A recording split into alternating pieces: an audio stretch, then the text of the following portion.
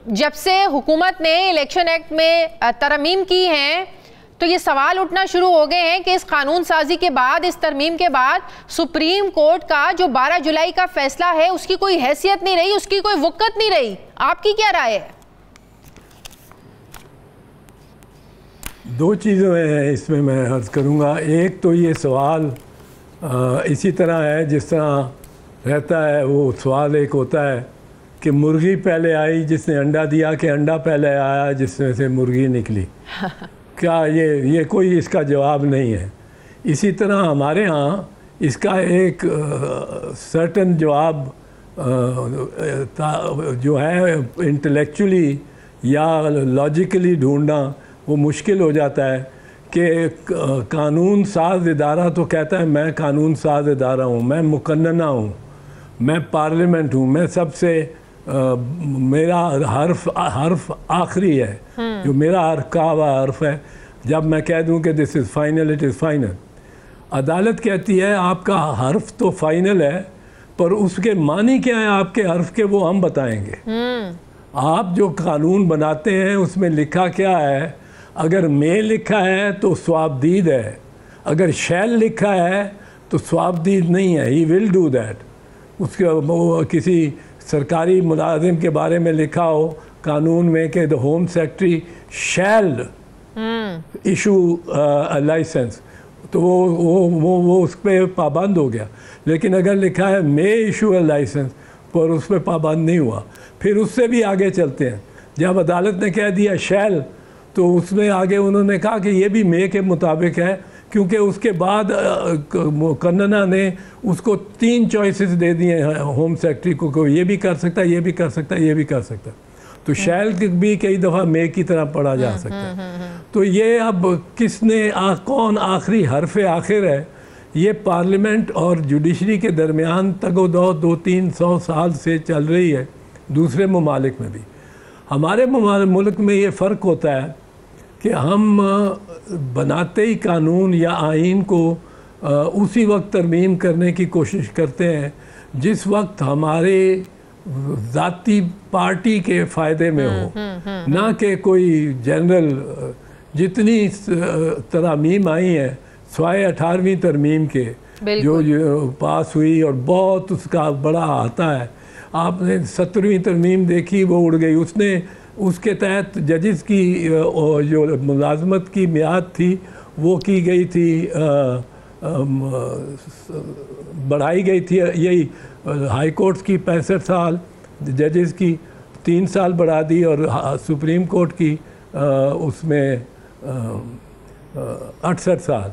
पर जब ही मौका मिला मुकन्नना को, उसने उस तरमीम को ख़त्म कर दिया और फिर 65 और 62 साल पे ले आए।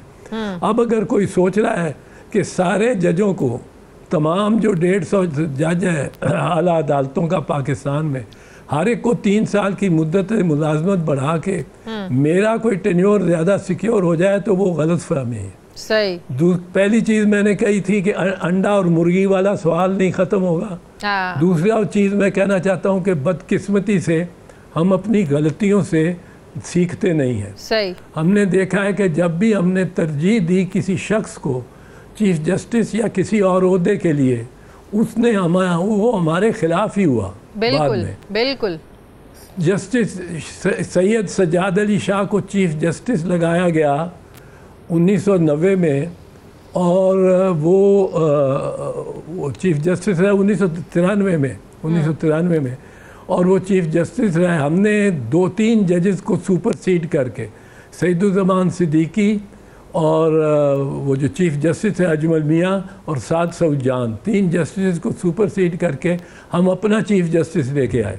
उसने बड़ा काम, जो उसका सबसे बड़ा मार्का था, वो कि हमारी असेंबली को डिसमिस किया। जब इसहाक़ खान ने, उसने अपने उस फैसले को अपहोल्ड किया।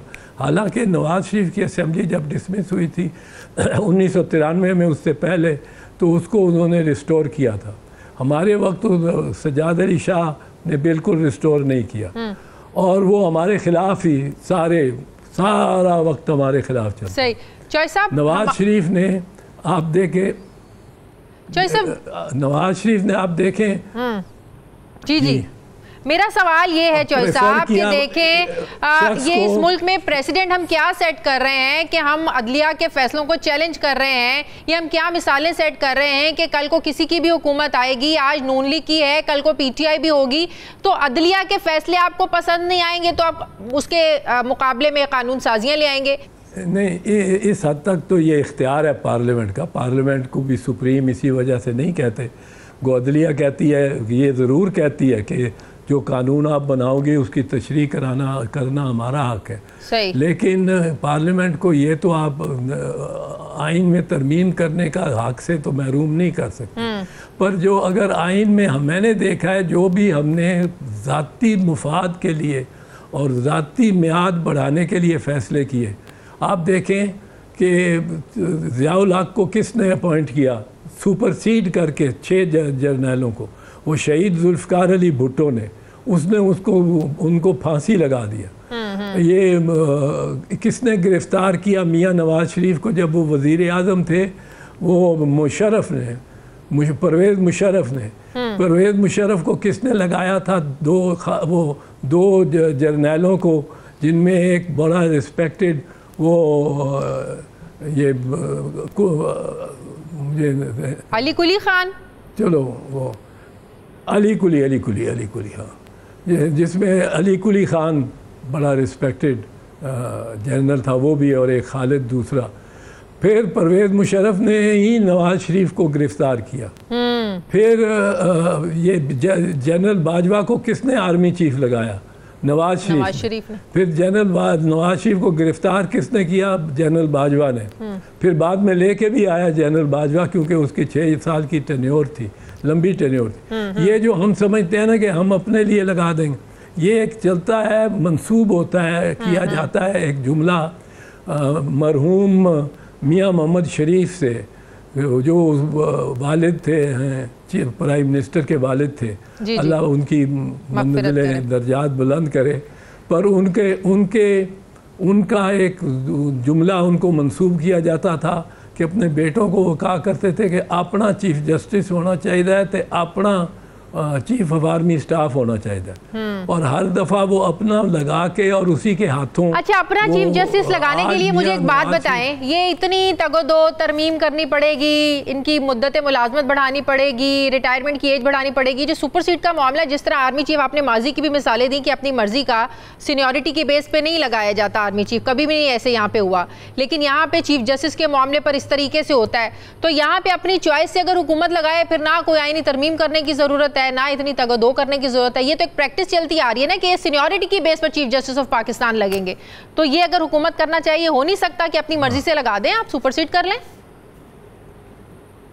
नहीं, अभी तो नहीं, इस वक्त तो नहीं हो सकता। इस वक्त तो जो सीनियर मोस्ट जज है सुप्रीम कोर्ट का, आइन के तहत तो उसका हक है कि वो चीफ जस्टिस बने। अच्छा। अब चाहे 23 दिन के लिए बने, वो एक थे जस्टिस जवाद एस ख्वाजा, वो 23 दिन के लिए बने थे, पर उनकी तकर्री हो गई। मेरा ख्याल है उनकी तकर्री नासिरुल मुल्क साहब के बाद हुई है, कब कि वो जिस दिन नासिरुल मुल्क साहब रिटायर हुए, ये चीफ जस्टिस बने, और 23 दिन बाद इनकी सालगिरह थी, ये ख़त्म हो गई इनकी। तो वो तो आइन का तकाजा है, उसमें आइन को तरमीम किए बगैर उस, लेकिन नीचे भी तो गड़बड़ होगी ना। आप देखें ना, नीचे भी तो गड़बड़ होगी ना। अब जैसे जस्टिस मंसूर अली शाह की बारी है, तो जाहिर है वो भी तो एक नीचे भी तो डिस्टर्बेंस पैदा होगी ना, अगर ये इस तरह की आईनी तरमीम कोई हो जाती है। नहीं, ये तो अगर किया तो गलत होगा, मैं समझता हूँ।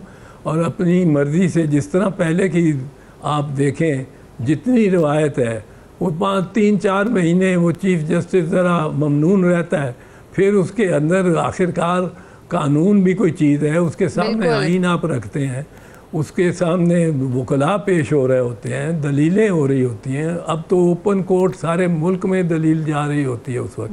वो कितनी देर तक आपका रहेगा पाबंद आपके फेवर? तो अगर ये आईनी तरमीम हो गई है तो टिक सकेगी, या सुप्रीम कोर्ट खुद ही फिर इसको ख़त्म भी कर सकती है? कोई ऐसा इख्तियार है?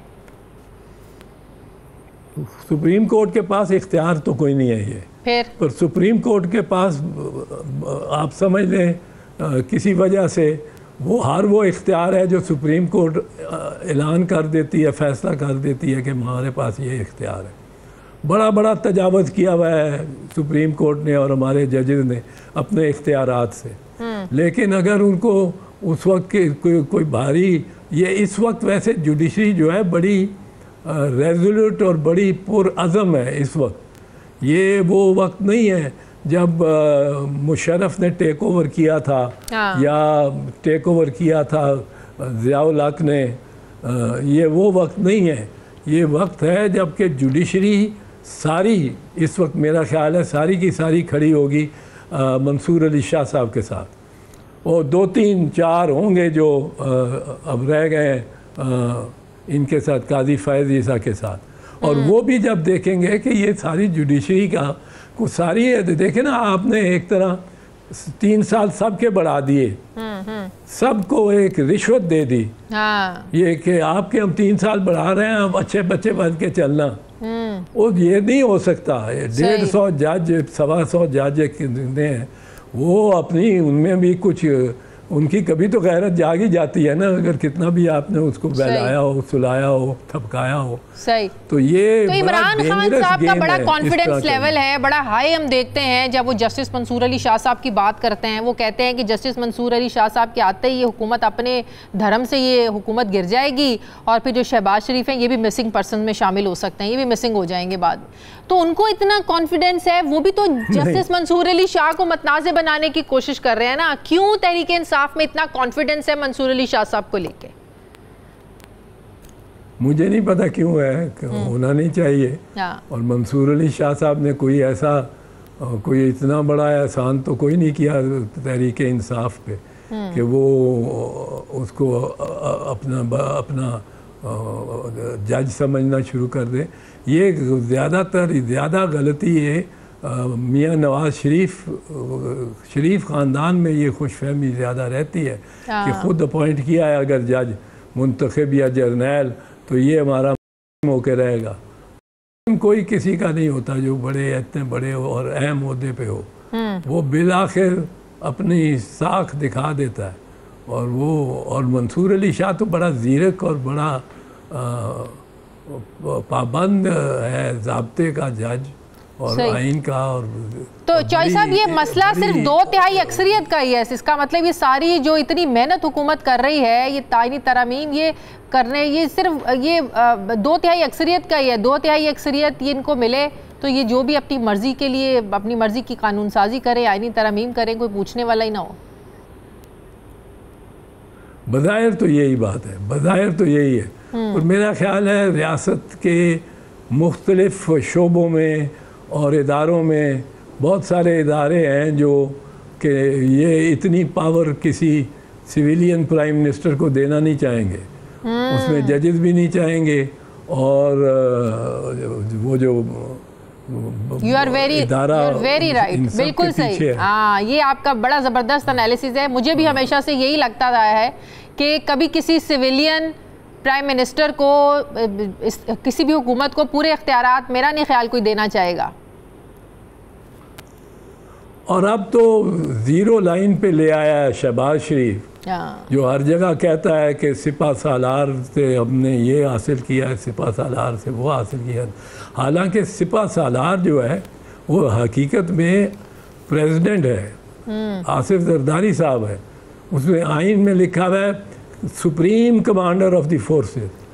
और जो आर्मी चीफ या दूसरे चीफ्स हैं ये वो किताबें जो होते हैं, नहीं ये उन्हें इसका भी खिताब होता है वो कमानदार